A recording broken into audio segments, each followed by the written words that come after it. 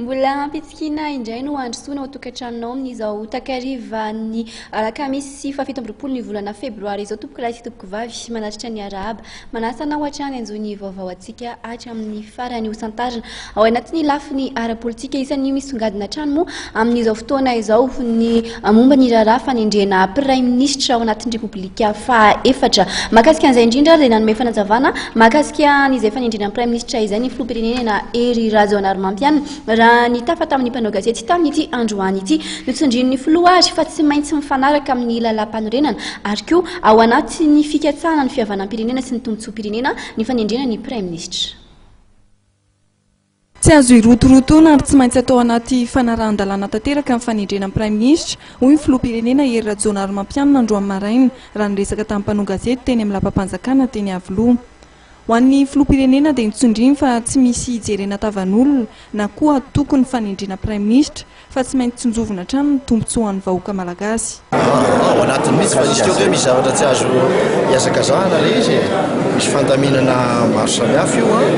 ary ny président dia miasa amin'ny mihitsy soanareo mieritreritra hoe naka izy président tsy hita amin'ny président fa eo mihitsy izy miasa mandamina mihitsy izy tena ao anatin'ny sady fitsinjovana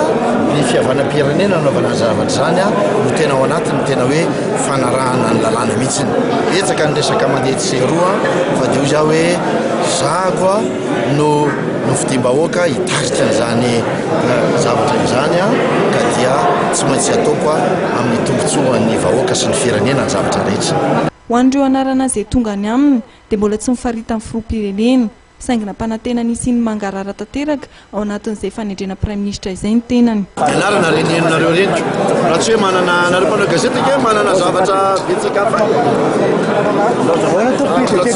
mbola tsy nahita aloha fa dia iny mahaliny ihany no hitako hatreto meko ny foto-kevitra eo amin'izay fomba tsy maintsy ijerena ny fitantanana amin'ny firenena ary azavaiko amin'izareo ihany koa ny lalàna izay misy lalàna fototra ngedy io lalam-panorenana io tsisy ala amin'io na iza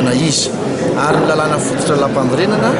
dia tsy maintsy mitsinjo ilay hoe stabilité zay stabilité ny fitoram-panjakana